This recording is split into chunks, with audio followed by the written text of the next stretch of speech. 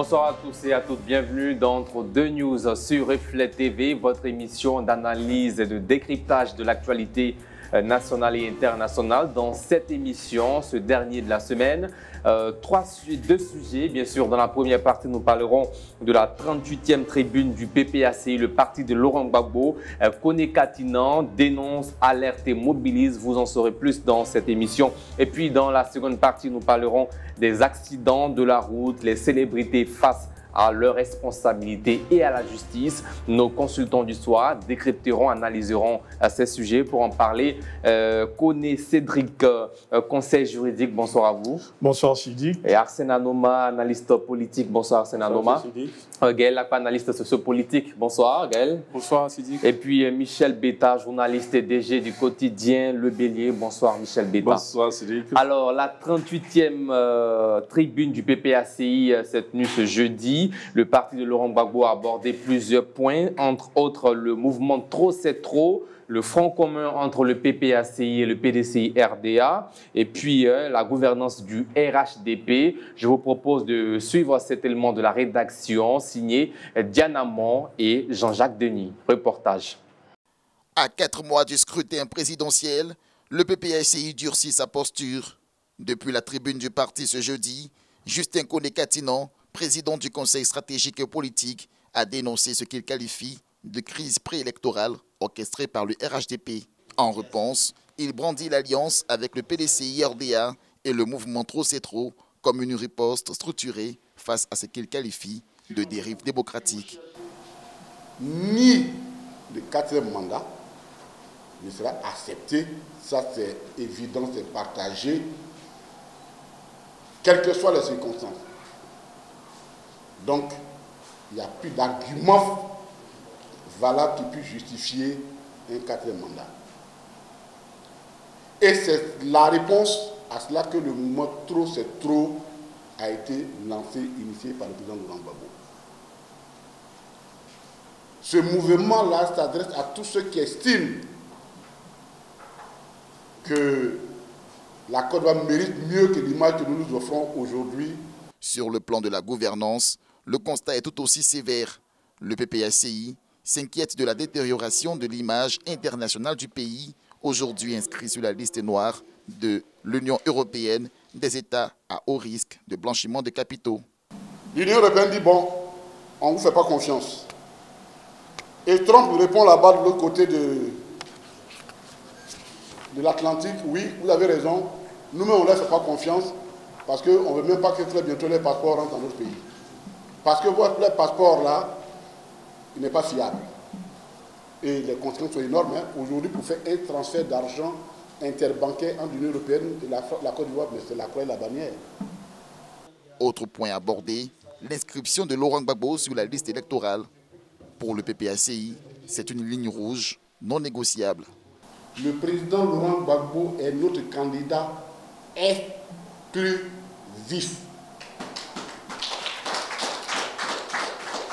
Et ce, quels que soient les arrangements que les gens feront ailleurs, pour nous, c'est une question non négociable. Pour rappel, une délégation de la CEDEAO a échangé avec les principaux acteurs politiques ivoiriens à Abidjan. Le PPACI a reçu cette délégation le 2 juillet dernier. Pour Justin Kone Katinan, cette rencontre s'est révélée fructueuse et marque une étape importante dans le dialogue politique régional. Voilà, nous avons ensemble suivi cet élément. Arsène Anoma, comment vous réagissez face à cette sortie de Justin Kone Katinan? Oh, moi, cette sortie-là me laisse dubitatif.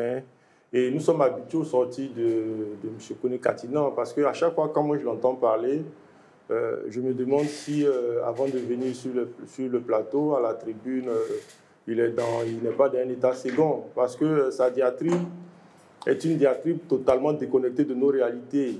Voilà, pour quelqu'un qui a assumé d'autres fonctions dans le pays, lors de la gouvernance de son mentor, l'ex-président Gbagbo, qui dépeint le pays dans lequel il vit comme un pays hors la loi, comme un pays où toutes les libertés sont bridées, comme un pays où il n'y a aucune avancée démocratique, ni économique, ni rien du tout.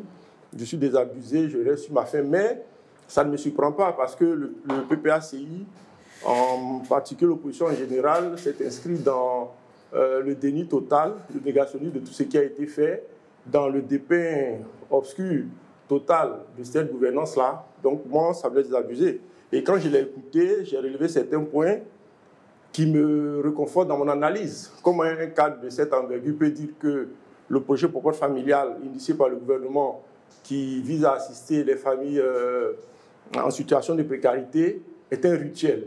Parce que sur ce projet-là, il aurait 250 francs de plus. Alors qu'il devait savoir que sur les 250 francs, les 250 francs servent juste à permettre aux bénéficiaires d'avoir les 50 000 francs. Les 250 francs sont les frais. Venir dire qu'un projet mais comme les ça... frais, il a aussi expliqué que c'est 1%. Si c'est par exemple, oui, mais il dit, on ne va pas citer, mais oui, c'est 1%. Mais il les 1% des 50 000, c'est 500 francs CFA. Le fait qu'il y ait un certain montant là-dessus, ce serait le signe que ce soit un rituel. C'est grotesque et il traite aussi ce pouvoir-là d'un pouvoir dépravé. Alors que nous sommes tous contemporains de la Côte d'Ivoire, nous avons tous vu ici, sous lui sa gouvernance, la gouvernance du président Gbagbo, où le président en personne était parrain d'un mariage entre son ex-ministre des Affaires étrangères et une ministre, ce même ministre-là qui a été dépossédé. On ne parlera pas de la vie privée des personnalités politiques. Non, mais tu n'as même pas les idées. Non, s'il vous plaît, Michel Beta, s'il vous plaît.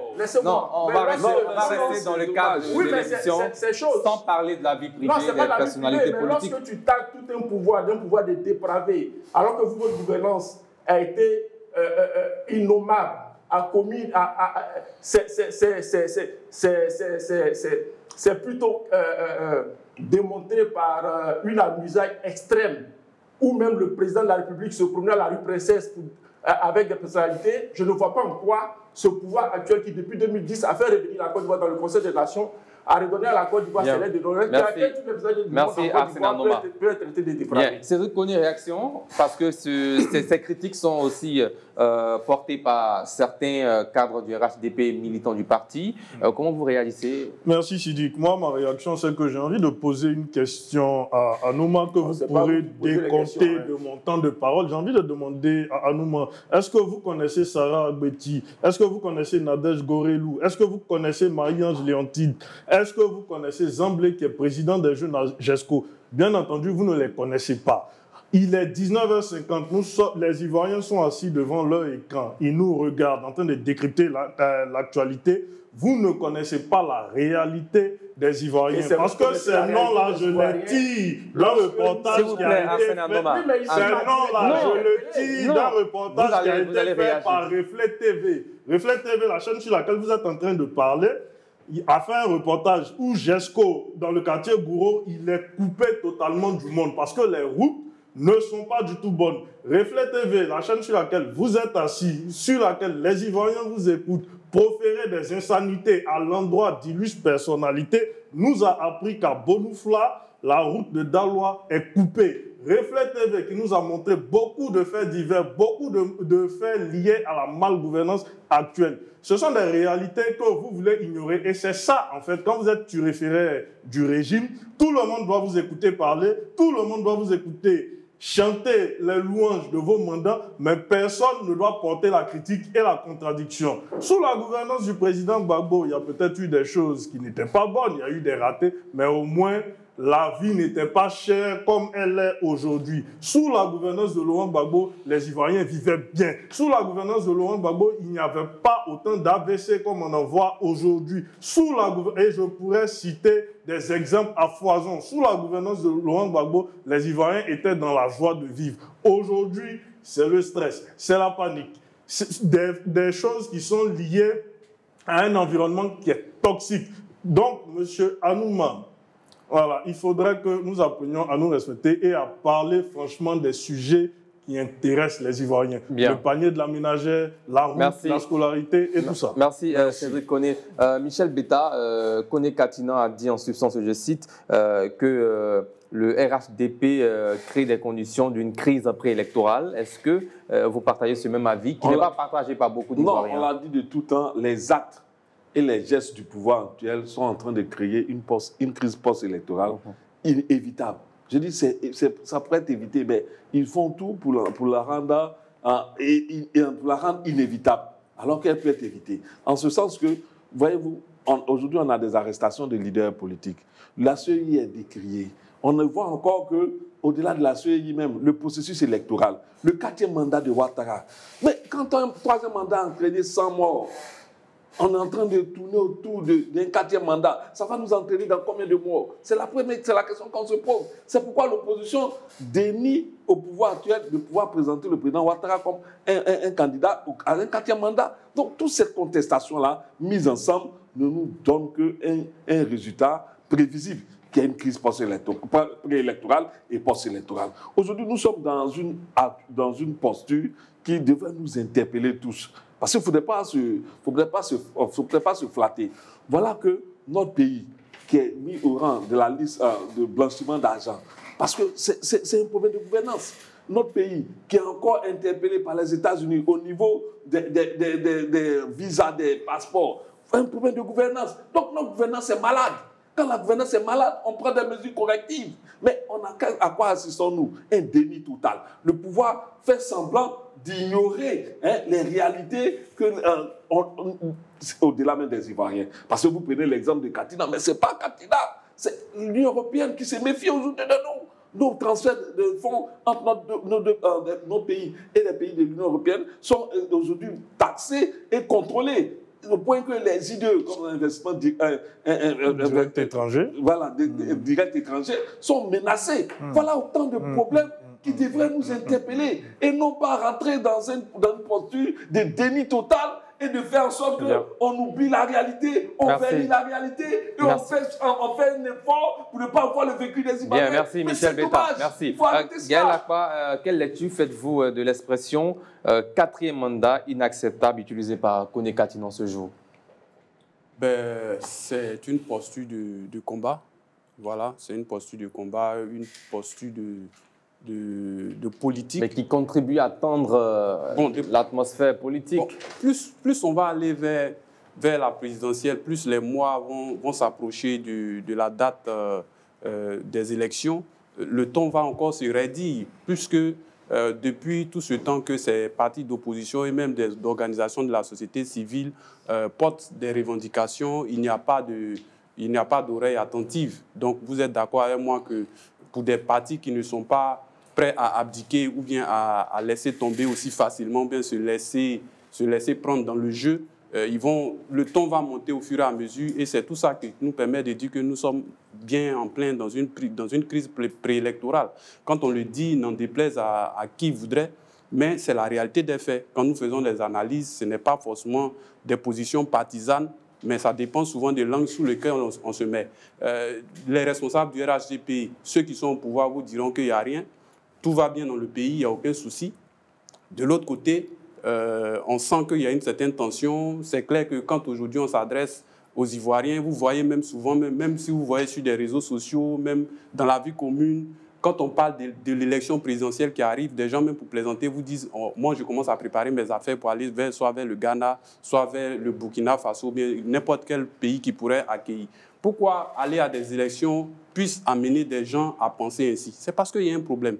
Et ce problème-là, je voudrais que vous puissiez me permettre, en 2 minutes, de pouvoir vous l'expliquer avec des faits concrets. 1 minute 30. 1 minute, merci Sidi. Vous voyez, il s'agit là de l'écosystème préélectoral de la Côte d'Ivoire que j'ai essayé d'analyser sur 4 angles. Alors, je vais prendre la période avant la présidentielle de 2000. Je ne vais pas plus loin, 2000.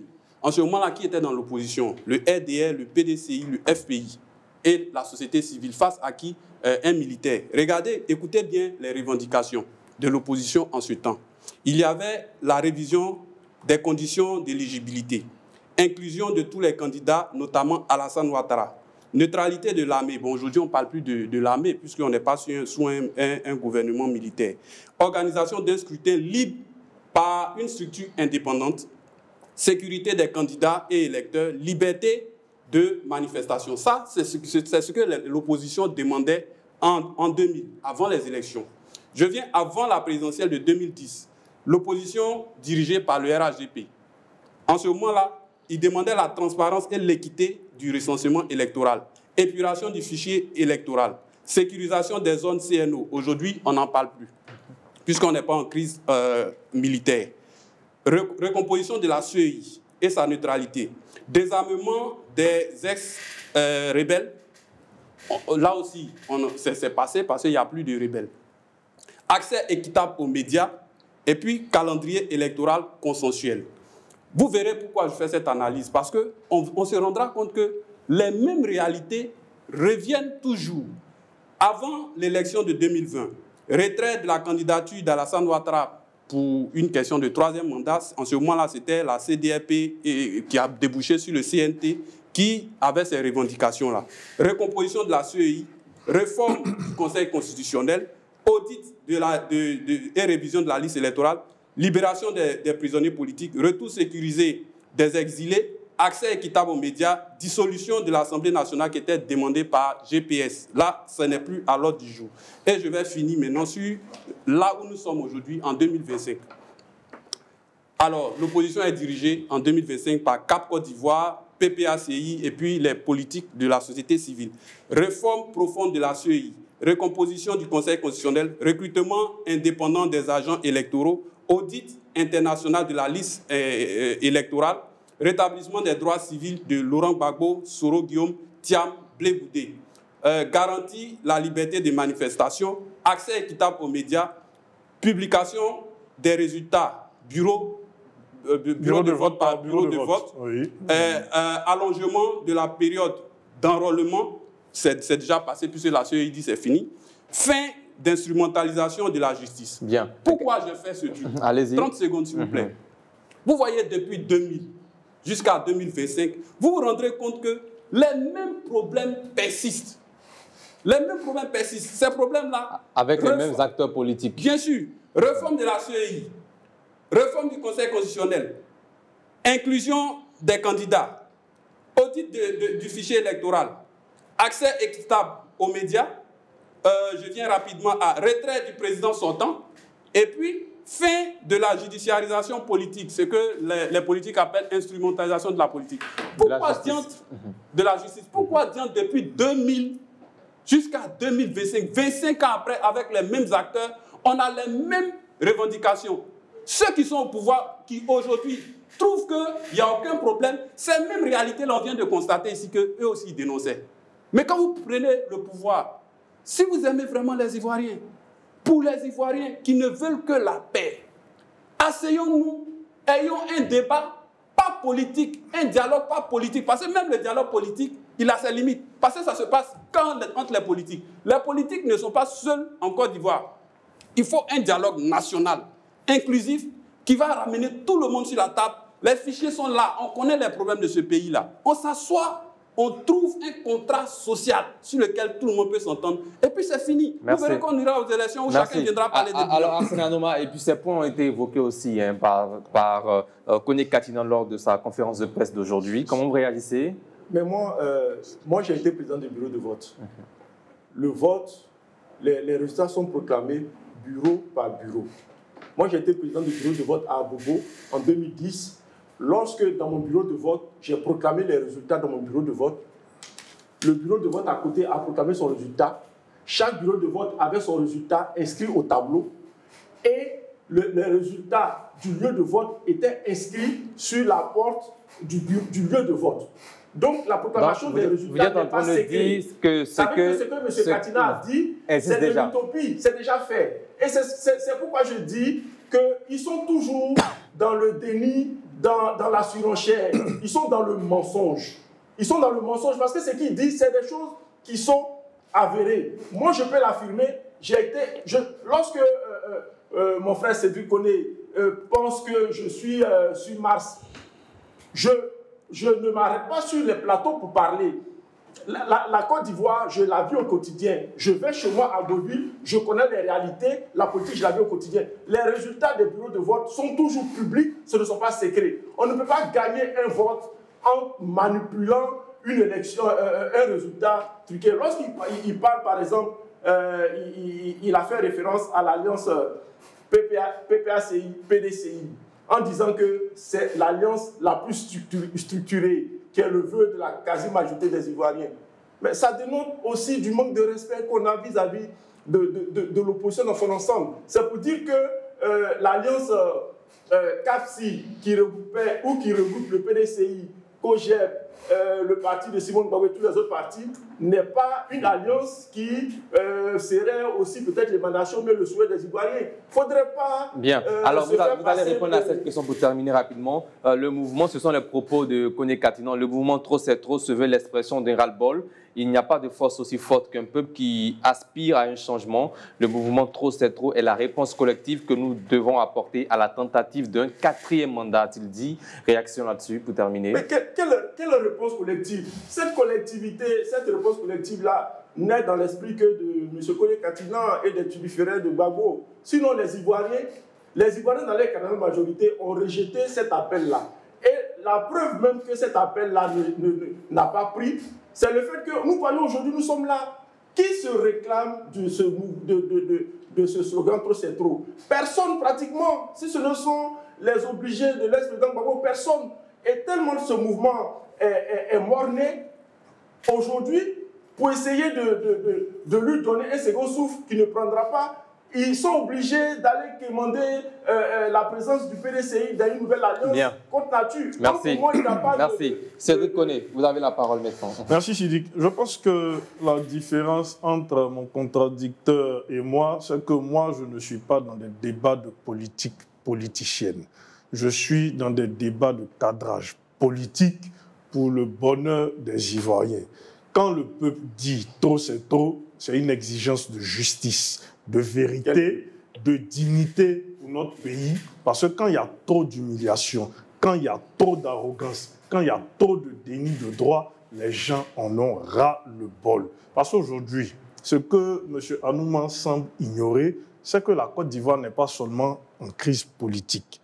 La Côte d'Ivoire est également dans une crise de réputation.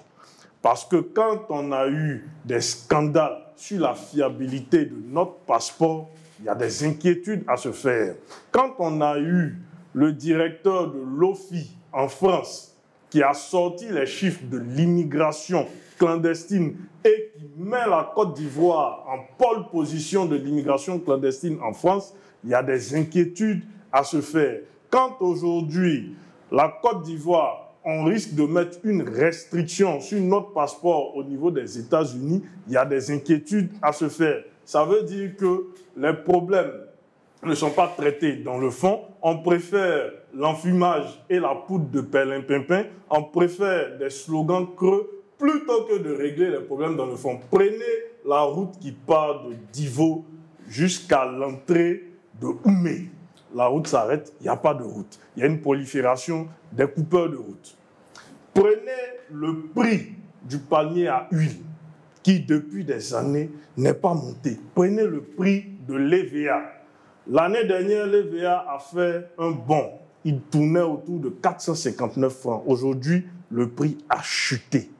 Ça crée beaucoup de désagréments pour des familles de producteurs. Ça crée également beaucoup de désagréments même pour la Côte d'Ivoire parce que les gens préfèrent aller vendre leurs matières premières dehors plutôt que de vendre sur place pour ne pas avoir à subir la baisse de ces matières premières. Ce sont ces réalités-là qu'il faut parcourir plutôt que de rester dans un bureau de vote ou plutôt que, pour parler de façon caricaturale, rester dans un grain pour se dire des choses qui ne sont pas exactes ou bien pour s'auto-encourager. Non, nous ne sommes pas à ce niveau. Les Ivoiriens ont de vrais problèmes.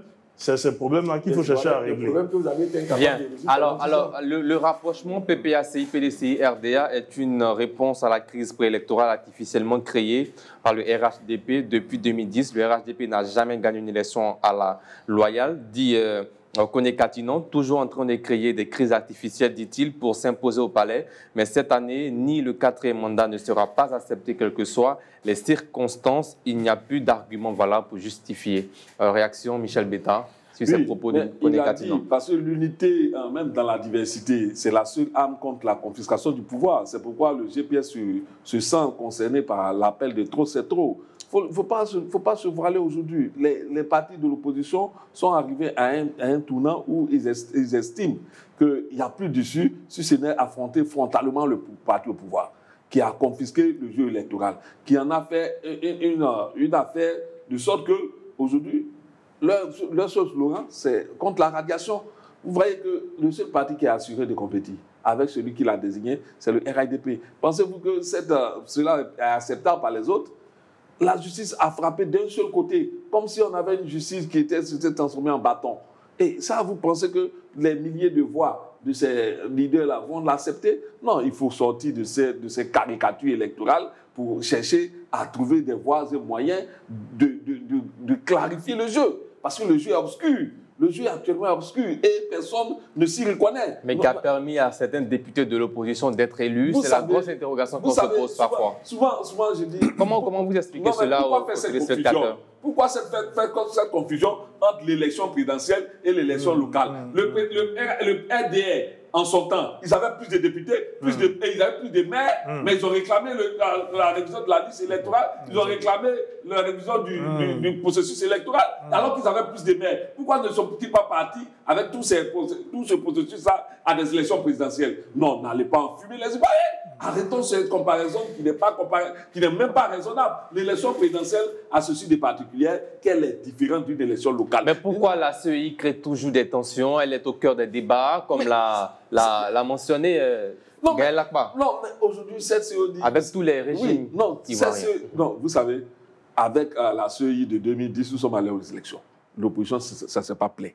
Parce que la CEI de 2010 était contrôlée par l'opposition. C'est CEI qui a déclaré le RHDP avec Alassane Ouattara vainqueur. Était contesté par l'opposition. L'opposition qui était le RHDP qui était dans l'opposition. Mais malgré tout, elle était contestée par le pouvoir sortant. Non, elle n'a pas été contestée. C'est ses résultats qui ont été... Bien sûr, ces résultats comme la commission elle-même. Non, la commission n'a pas plus le pouvoir. Ça soulève des interrogations à chaque élection. À chaque élection, on a un problème avec la CEI. Non, le pouvoir a accepté cette CEI-là et l'opposition l'a accepté parce qu'elle dominait la CEI. Voilà, parce qu'il faut préciser les faits. L'opposition dominait, elle a accepté et nous sommes allés à des élections. Peut-être que dans la conduite du processus, il y a eu des problèmes. Mais il ne faudrait pas dire d'emblée que la CEI était contestée. Voilà, la CEI n'était pas contestée. Ce n'était pas vrai. Donc, vous dites quoi? Vous dites qu'aujourd'hui, nous sommes arrivés à une CEI qui est contestée parce que le pouvoir domine. Non, le pouvoir... Non, je finis. Tu ne peux pas l'accepter, mais c'est des faits. Vous avez la parole. Voilà, c'est des faits. Donc, vous dites qu'aujourd'hui, moi je dis, on a une solution, le dialogue. Il faut l'accepter. National. Il faut l'accepter ou bien s'enfoncer. Voilà, c'est tout. On a une dialectique simple. Accepter le dialogue ou s'enfoncer. Et si on s'enfonce, c'est les Ivoiriens qu'on va compter encore en train de dénombrer des drames. Ce n'est pas ce qu'on veut pour notre pays. Ils en ont suffisamment souffert. Il faut sortir de cette souffrance électorale-là. Ce n'est pas ce que nous voulons vraiment. Moi, je dis c'est un cri de cœur. Merci. Il y a la question également de la corruption qui a été abordée par Justin Koné-Katinan. Qu'est-ce qui vous a beaucoup interpellé? Qu'est-ce qui vous a interpellé dans ces propos à ce sujet? Alors, à ce sujet, ce sujet s'inscrit dans les critiques de la gouvernance du pouvoir. En tant que parti d'opposition, un parti d'opposition, il veille à la bonne gouvernance. Il a un regard critique sur la gouvernance de celui qui est au pouvoir. Effectivement, même qu'on soit de la société civile ou même de l'opposition, la corruption, ce n'est pas aujourd'hui un secret de polichinelle. 1,4 milliard. Voilà, ce n'est pas un secret de polichinelle, tout le monde le voit, c'est à tous les niveaux. Alors que quand le président Ouattara, dans ses promesses électorales de 2010, promettait au fait qu'il se serait battu contre la corruption et que ce serait une réalité que les Ivoiriens verraient dans leur passé, verraient derrière eux. Malheureusement, 15 ans après aujourd'hui, on est à un niveau vraiment qui interpelle. Au dialogue, le dialogue qui a eu lieu entre les deux candidats arrivés au deuxième tour, il a dit au président Laurent Gbagbo, si tu avais constaté quelqu'un qui a été corrompu, il fallait me le dire, je l'aurais viré. Parlant de... Voilà, donc la question revient, ce qui veut dire que ça aussi c'est un élément d'insuffisance de gouvernance à l'actif du RHDP. Et c'est de bonne guerre qu'en tant que politique, en tant qu'opposant, il met ça sur la table. Et aussi, après ça, on attend les propositions. Parce qu'on critique, mais il faut pouvoir apporter des propositions. Ne vous inquiétez pas, nous en avons. De sorte à ce que quand eux aussi, à leur tour, ils seront aux affaires, ils puissent vraiment éliminer ce mal-là. Parce que c'est un mal qui fait perdre beaucoup d'argent à la Côte d'Ivoire. Bien. Arsène Hanom, ma réaction sur la question de la corruption en Côte d'Ivoire abordée par Justin Koné-Katinon. Oui, mais aujourd'hui, l'instrument, le fameux chiffre de 1400 milliards qui est brandi par l'opposition pour juste... Un chiffre officiel. Mais quel est l'organisme qui a mis ce chiffre-là à nous? C'est un organisme qui a été créé par cette gouvernance par le président Ouattara. C'est pour dire qu'il a pris le problème de la corruption à bras le corps et qu'il se donne les moyens de le régler. Mais ce sont des choses qui ne peuvent pas se régler du jour au lendemain. Il y a des efforts qui sont faits. Moi, ce que je déplore chez nos acteurs politiques, c'est le fait de verser, de jeter le bébé avec l'eau du bain. Aucune œuvre humaine n'est parfaite. Aucun de nous ne dit qu'il n'y a pas de choses à parfaire. La Côte d'Ivoire, au sortir de 2010, on sortait d'une crise post-électorale, le pays était quasiment défiguré. Il y avait des grands chantiers. Bon, aujourd'hui, il y a des choses qui sont faites et la lutte contre la corruption est effective. Cet organisme-là joue son rôle. Donc, laissons-lui le temps de produire les résultats qu'il faut. 15 ans après. Oui, mais 15 ans après, il y a des choses qui sont faites. 15 ans après, le PDCI a dirigé la Côte d'Ivoire de 1960 jusqu'en 1999. Donc, il y avait la corruption. Le PACI a dirigé la Côte d'Ivoire de 2000 à 2010. Il y avait la corruption. Le FPI. Laissez la gouvernance se faire. Aujourd'hui, vous dites que la Côte d'Ivoire est un pays, que je vous entends parler, c'est comme si la Côte d'Ivoire était un pays paria. Mais il n'y a pas longtemps, durant les mois écoulés, pratiquement toutes les sommités du monde se sont retrouvées à différentes dates en Côte d'Ivoire pour fêter des rassemblements internationaux. Ils sont venus en Côte d'Ivoire sans problème. La Côte d'Ivoire a réuni sur son sol tout le gratin mondial pour célébrer son retour dans le Conseil des Nations. C'est certains Ivoiriens politiques qui veulent, pour se donner bonne conscience, parce qu'ils ont échoué dans la gestion, faire passer la Côte d'Ivoire pour ce qui n'est pas. Aujourd'hui, on parle du cri de confiance entre la Côte d'Ivoire et les institutions financières internationales. Mais il y a quelques jours, le FMI vient d'apporter un appui financier à la Côte d'Ivoire. C'est pour dire qu'il n'y a pas de cri de confiance entre la Côte d'Ivoire. Au Burkina. Même la Côte d'Ivoire, ce pays-là que vous dites qui était un pays paria, la Côte d'Ivoire aide le Sénégal à avoir un appui budgétaire. Bien, merci. Cédric Koné, réaction sur la question de la corruption. Je m'amuse d'entendre mon co-débatteur dire qu'on nous a apporté un appui financier, comme si c'était gratuit, parce que c'est sur des générations et des générations qu'on va rembourser. Ce que je voudrais dire, c'est que la corruption, elle est dramatique et elle est critiquée par les populations parce que tout cet argent-là qui sort des caisses de l'État aurait pu servir à améliorer les conditions de vie des populations. C'est la raison pour laquelle les gens se plaignent. Parce que les populations ont l'impression qu'il y a une Côte d'Ivoire des privilégiés et il y a une Côte d'Ivoire des réalités. Quand vous êtes un corrompu, normalement, on doit vous arrêter, vous mettre en prison parce que c'est la chose publique. Ce qui fait que nous critiquons, c'est parce que nous sommes dans la critique de la gestion de la chose publique. Il y a également les corrupteurs également. Quand un citoyen donne un billet de banque à un agent de la sécurité routière, c'est également la corruption. Oui, mais parce que le système, malheureusement, il est fait de sorte à ce que nous ne puissions pas nous en sortir et nos camarades du RHDP ont enfoncé le clou. Parce qu'aujourd'hui, le problème de la corruption, il est lié à quoi? Il est lié au fait que les gens aiment user du système D dans le système dans lequel nous sommes pour pouvoir s'en sortir. Je regardais récemment sur les réseaux sociaux un transporteur qui a renversé un camion de riz et la population a commencé à accourir. Au lieu de porter secours aux transporteurs, elles ont accouru pour prendre les sacs de riz et puis partir. C'est du vol. Malheureusement, c'est du vol. Mais le système est tel que nous ne pouvons pas condamner cet acte de dépit de ces populations. Merci Cédric Koné. Alors, on va passer à un dernier point rapidement. Chacun aura 1 minute pour parler sur ce point. Il s'agit de la mise au point de Koné Katinon. C'était dans la série des questions-réponses sur la candidature de Awa Don Melo, cadre du PPACI, pour la question de la visite de Melo chez le président Laurent Gbagbo. Ce n'est pas au domicile de Gbagbo qu'on choisit le candidat du PPACI, a-t-il dit avec autorité et énergie. Réaction, Michel Betta. Non, il a conclu en disant que Gbagbo est leur candidat, le seul, leur plan A jusqu'à Z. Donc, je crois qu'ils ont tranché sur la question au niveau de la candidature. Moi, je dis, il n'appartient pas à quelqu'un d'autre de désigner le candidat d'un parti. C'est chaque parti qui doit désigner son candidat. Et le PPACI a désigné son candidat comme étant Laurent Gbagbo. Donc, je pense qu'il appartient aux autorités, à ceux qui ont la charge de la conduite du processus, de faire en sorte que ce candidat puisse candidater et que tous les autres exclus puissent candidater, au point qu'on aille dans des élections en fanfare. C'est une fête presque, une élection. Bien, Cédric connaît réaction là-dessus. Le 14 mai 2024, le PPACI, au cours d'une convention à l'Hôtel Ivoire, a choisi son candidat, Gbagbo Laurent. À ce jour-là, il n'y a plus de polémique au sein du PPACI quant au choix d'un candidat ou au choix d'un plan B. La question, elle a été traitée à maintes reprises et j'ai l'impression que c'est nous, les commentateurs, qui essayons de titiller les politiques de temps en temps pour leur tirer les verres du nez ou faire les choses à notre tendance. Mais une fois pour toutes, le candidat du Parti des peuples africains pour l'élection présidentielle d'octobre 2025 s'appelle Laurent Gbagbo. Je n'ai plus rien à ajouter. Bien, Gaël Akpa, réaction.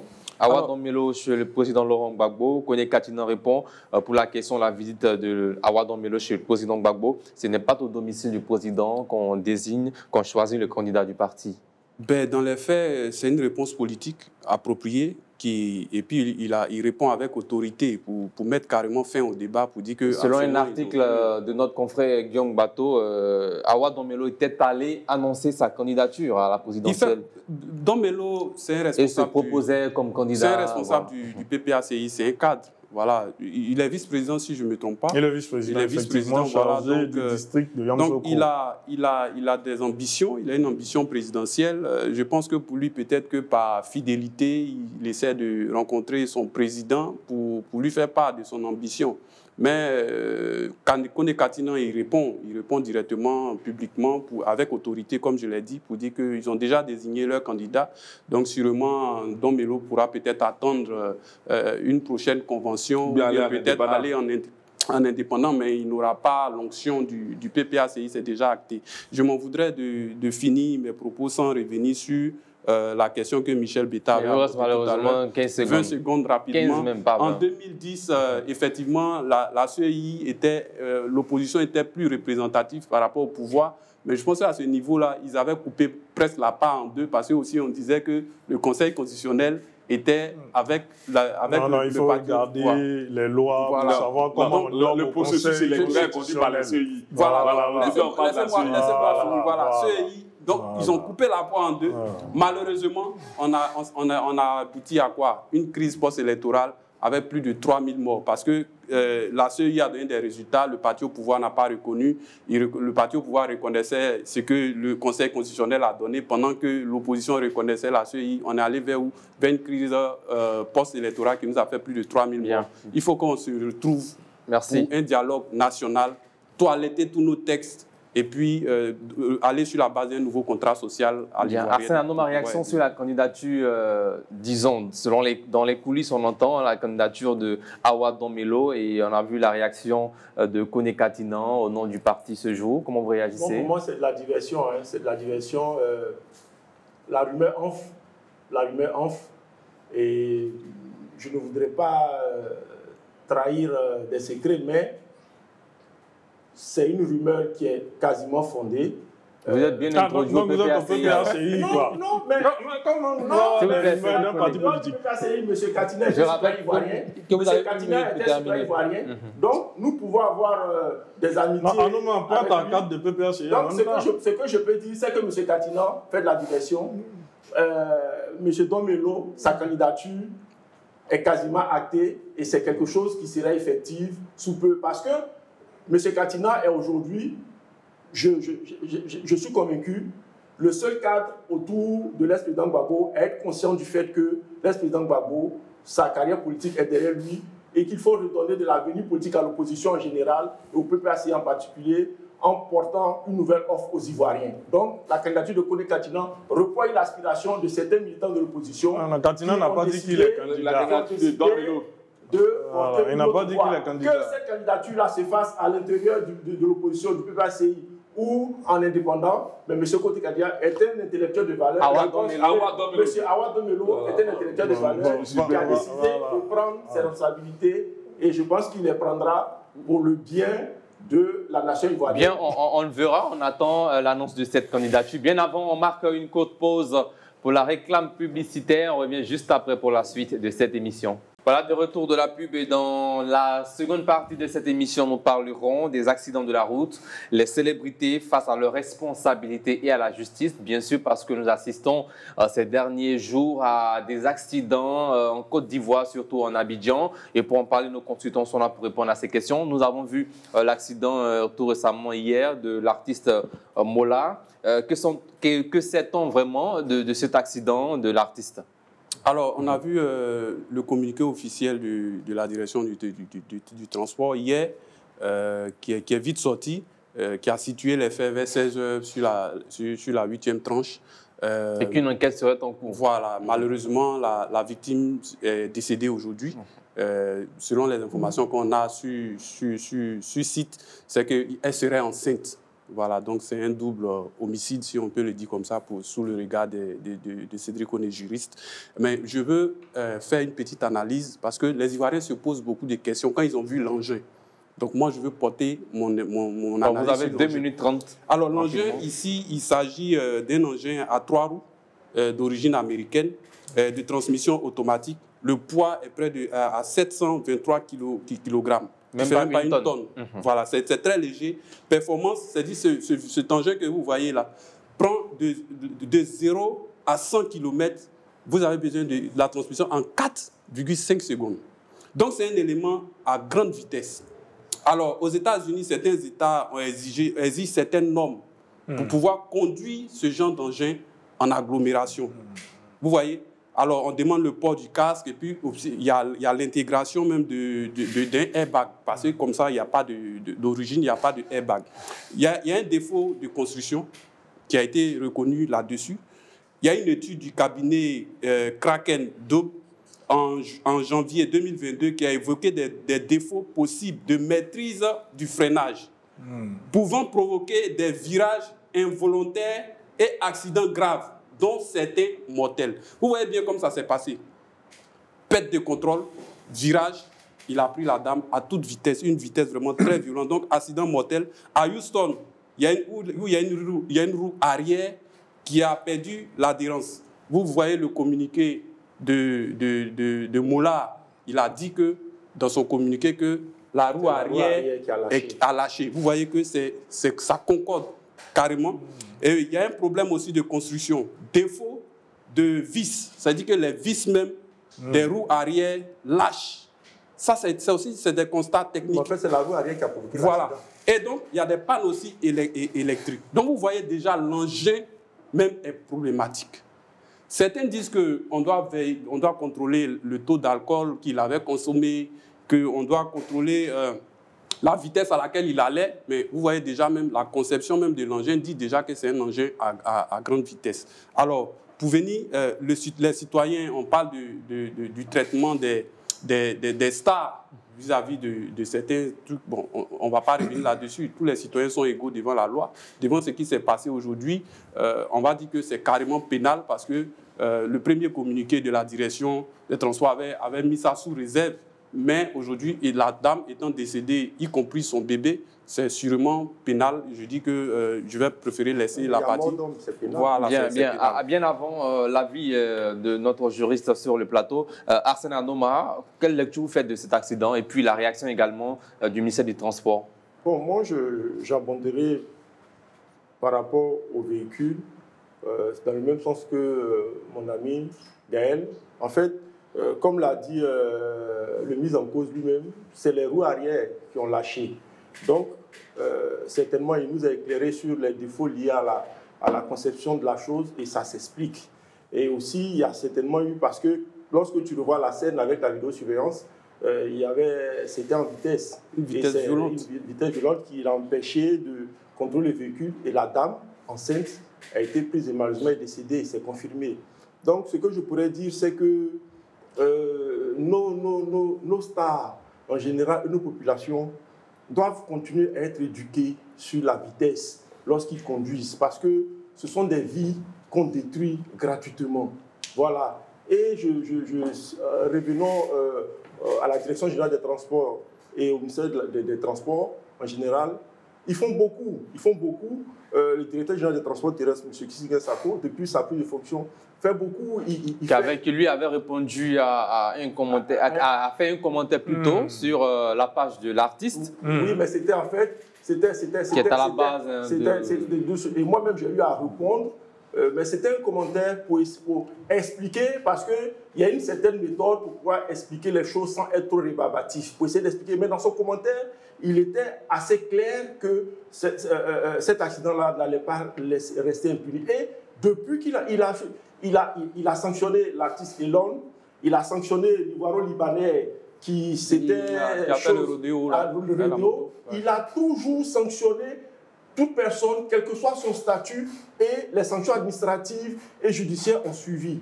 Donc, cette fois-ci, malheureusement, je ne suis pas juriste, mais je pense que lorsqu'il y a mort d'homme, il y a forcément des poursuites judiciaires. Je pense que cette fois-ci, comme toutes les fois précédentes, l'auteur ne va pas en réchapper. Et indépendamment de la procédure administrative, qui est le retrait du permis, comme c'était le cas pour Elon et l'Ivoiro-Libanais et d'autres personnes lambda ou connues, les sanctions administratives vont tomber. Et malheureusement, étant donné qu'il y a eu 2 vies détruites, la pauvre dame et son bébé, quel que soit, malgré le statut de l'artiste qui est célèbre, il subira les dégâts de la loi. Parce que j'ai sous mes yeux une circulaire du ministre de la Justice qui a donné des injonctions fermes aux différents procureurs de leur demander d'être très dur pour toutes les infractions liées aux accidents, d'ouvrir une information judiciaire, d'interjeter appel contre toute mise en liberté provisoire, de requérir de la prison ferme, d'exercer tout recours contre toute condamnation clémente ou toute condamnation de sursis. Ça veut dire que l'administration judiciaire et le ministère des Transports et sa direction générale sont conscients des dérives qui peuvent être liées aux infractions de la route et ont décidé de frapper fort. Parce qu'un peuple, ça s'éduque par la sensibilisation, comme le fait le DG des Transports terrestres. Il a rencontré comment on appelle, les jeunes qui font les livreurs, tous ceux. Il fait de la sensibilisation, mais aussi lorsqu'il faut, il sort le bâton. Et cette fois-ci, le bâton sera sorti en synergie avec l'administration judiciaire. Merci Arsène Anoma. Cédric connaît d'un point de vue juridique, que risque Mola? Alors, avant de parler du point de vue juridique, Sidik, je voudrais, avec votre permission, adresser mes condoléances les plus attristées à la famille de Dame Tola Elise, qui est décédée. Écoutez, c'est un accident qui est arrivé. Comme l'ont expliqué mes amis sur le plateau, il y a une défaillance au niveau du véhicule. Ça peut arriver. Voilà, c'est des choses qui peuvent arriver et l'accident ne choisit pas la personne sur laquelle elle tombe. Cependant, aujourd'hui, nous sommes en face d'un homicide involontaire qui est réprimé par l'article 392 du Code pénal. Et le juge, si nous allons à un procès, va regarder les circonstances, voilà, voir s'il y a eu un cas de violation manifeste et délibérée d'un certain nombre de circonstances qui ont conduit à cet accident-là. Parce que avant de prononcer une peine, le juge va regarder aussi s'il y a eu des précédents. Et malheureusement, on a eu un précédent à Grand Bassam où il y a eu ce type de défaillance mécanique-là qui a conduit à des morts d'hommes. C'était un conducteur de bâcher de 33 ans dont la voiture a lâché. Malheureusement, il y a eu mort d'homme. Donc, il a pris 6 mois de prison ferme. Le tribunal de Grand Bassam l'a condamné. Et en plus de ça, il y a eu une amende de 150 000 francs qu'on lui a demandé de verser au Trésor public. En janvier 2022 également, il y a eu 2 accidents. un à Bingerville, un à la Riviera 2, et le procureur Adou Richard est sorti pour faire une conférence de presse pour faire de la sensibilisation. Et il y a eu des poursuites qui ont débouché sur des condamnations. C'est le lieu pour nous de rappeler aux populations que la route n'est pas un jeu. Voilà. Aujourd'hui, c'est avec beaucoup de tristesse et d'émotion que j'en parle. Parce que j'aurais pu venir, je participe à un talk show, venir avec beaucoup de véhémence, mais je suis peiné pour la famille de la victime, mais je suis également peiné pour l'auteur de l'accident. Parce que juridiquement, il y a un lien de causalité aujourd'hui entre le décès de la dame et la faute du conducteur, malheureusement. Donc, c'est quand même triste avec beaucoup d'émotions parce que je connais nos routes et les routes de Côte d'Ivoire font peur. Et qu'est-ce que l'artiste risque?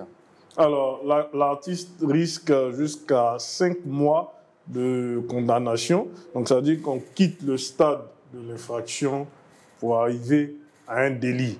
Et avec les éléments que Anouma a apportés, on se rend compte que le parquet de Côte d'Ivoire, tous les parquets de Côte d'Ivoire cherchent à réprimer ce type d'infraction, sinon ce type de délit-là, pour éduquer la population et pour ne plus qu'on ait à endeuiller des familles et des familles entières. Voilà, donc il risque au moins 5 ans de prison ferme, malheureusement. Bien. Alors Michel Betta, pour terminer, hein, on assiste à des accidents de plus en plus en Côte d'Ivoire, malgré la sensibilisation des autorités, mais le phénomène ne fait que s'accroître. Même si les chiffres disent le contraire, les accidents sont de plus en plus graves. Permettez-moi, à la suite de mon co-débatteur, de présenter mes condoléances les plus sincères à la famille de la victime et souhaiter prompt rétablissement aux blessés. Honnêtement, pour nous, quand on observe cette scène, on se dit que c'est une trahison morale. Quand je pèse mes mots, parce que je parle de trahison, parce que ces stars sont des modèles. Sont des modèles pour nos enfants, pour notre jeunesse. Donc, leurs actes ont un impact forcément sur la sensibilité de nos enfants, de nos plus jeunes frères. Donc, c'est dommage que ce soit eux qui soient au devant d'une scène aussi tragique. Pour ma part, les accidents de la circulation en Côte d'Ivoire sont devenus des crises, non seulement nationales, mais je pourrais dire aussi bien juridiques que sociales. Donc, il faut prendre des mesures qui vaillent avec. Il faut prendre des mesures de justice, des mesures de sensibilisation, toutes sortes de mesures qui peuvent nous permettre.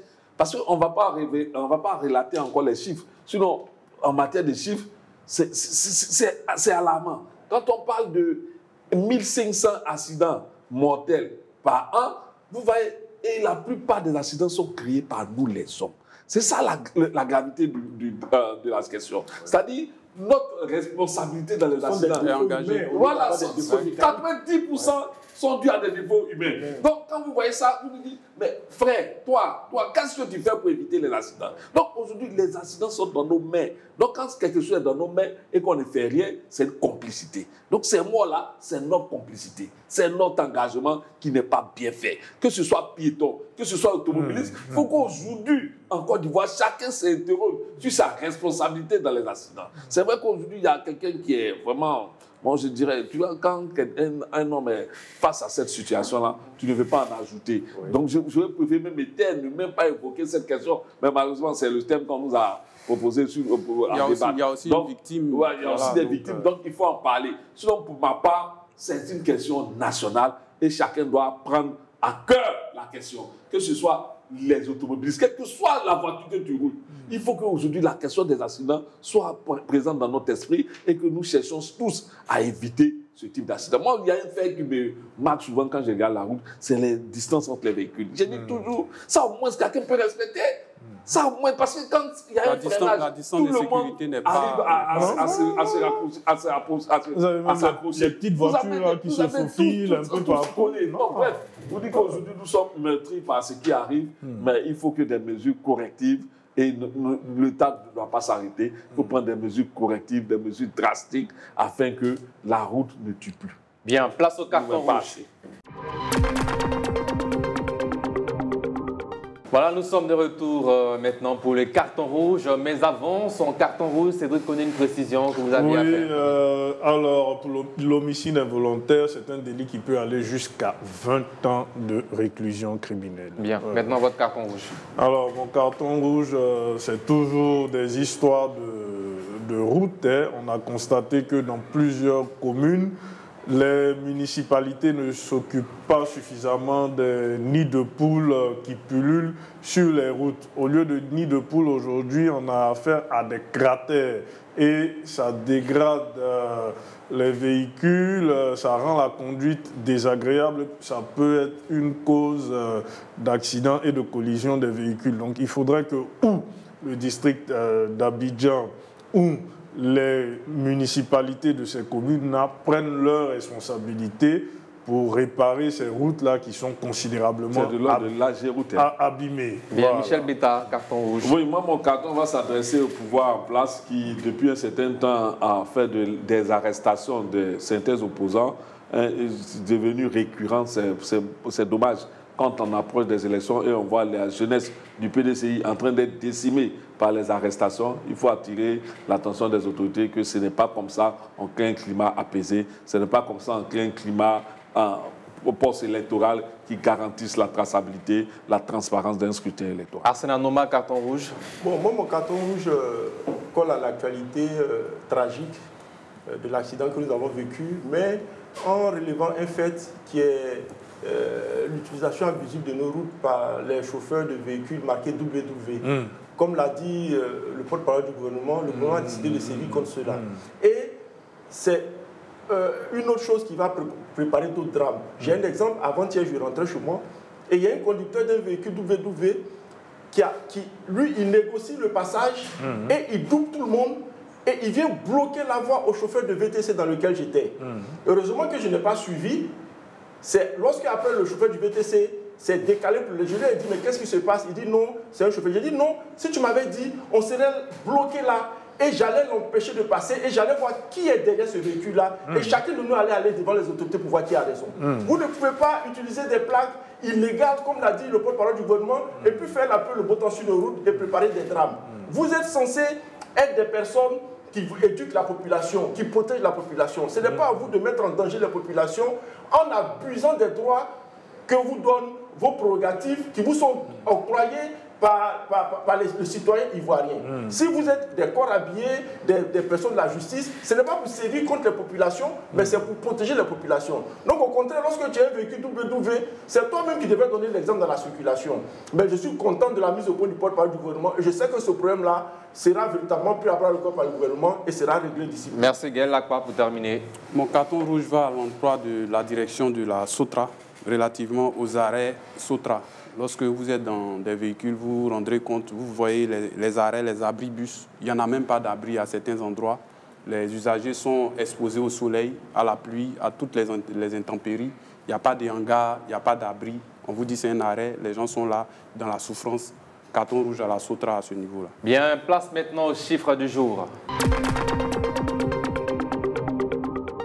Le chiffre du jour, c'est 50 000. C'est le nombre de jeunes qui bénéficieront en 2025 du programme de stage d'immersion adopté hier mercredi en Conseil des ministres. Objectif, offrir une première expérience professionnelle d'un mois avec une prime de 45 000 francs CFA dans l'administration ou le privé. Coût global de cette opération, 2,25 milliards de francs CFA. Cédric connaît réaction là-dessus. Alors, c'est une avancée. Voilà, je m'en réjouis parce que la question de l'emploi des jeunes et de l'employabilité des jeunes est une question qui me préoccupe au plus haut niveau. Mais avec cette mesure-là, la question que je me pose, c'est de savoir est-ce que nous ne prenons pas le problème dans le mauvais sens? Parce que c'est dans des administrations publiques qu'on va intégrer ces jeunes, c'est dans des sociétés qui ont pignon sur rue qu'on va intégrer des jeunes, mais qu'en est-il de la création véritable de richesse au niveau de l'État de Côte d'Ivoire et de l'encadrement dans la création de cette richesse-là? Parce que ces jeunes-là qui vont aller acquérir, aller s'immerger du milieu professionnel, quand ils ressortent, il faudrait qu'ils puissent avoir des débouchés. Il faudrait qu'ils puissent eux-mêmes être créateurs de débouchés.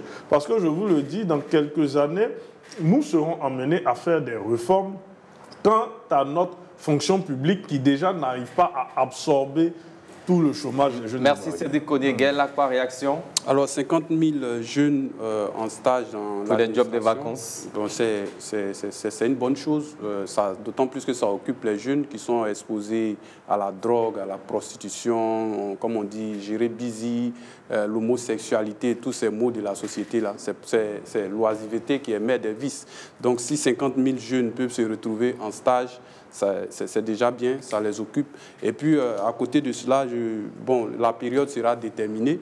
Et puis, ça permet aussi de donner un second souffle à l'administration parce que dans cette période-là aussi, il y a beaucoup d'administrateurs, beaucoup de travailleurs, d'employés qui vont en vacances. Bien. Donc, avec la présence de ces jeunes-là, ça peut vraiment Merci. aider. Arsène Anoma. Bon, moi, c'est une mesure que je salue. Je salue et j'encourage le gouvernement et tous ses démembrements à la réussir, à la mettre en pratique. Et c'est quelque chose que je souhaite qu'elle se perpétue parce que, en fait, l'employabilité de nos jeunesses, c'est quelque chose qui tient à cœur à nos gouvernants. Avec la création du ministère de la Jeunesse, du ministère de l'Emploi, de l'emploi jeune. Et en plus, ce stage est assorti d'une, bon, je ne vais pas dire d'un salaire, mais d'un accompagnement financier. D'une prime. C'est juste le transport. D'une prime de 45 000 francs, bon, ce qui n'est pas non négligeable pour un jeune qui ne fait rien. S'il a un petit truc pas loin de chez lui, il a 45 000 francs, à la fin du mois, il peut se trouver 20 000 francs. Mais moi, ce que je voudrais souligner, il faudrait que... 10 secondes. Il faudrait qu'effectivement, cet argent qui est destiné aux jeunes-là leur soit effectivement reversé. Bien, merci. Ce message est à l'endroit de qui? Non, à l'endroit des initiateurs du projet. Bien, voilà. merci.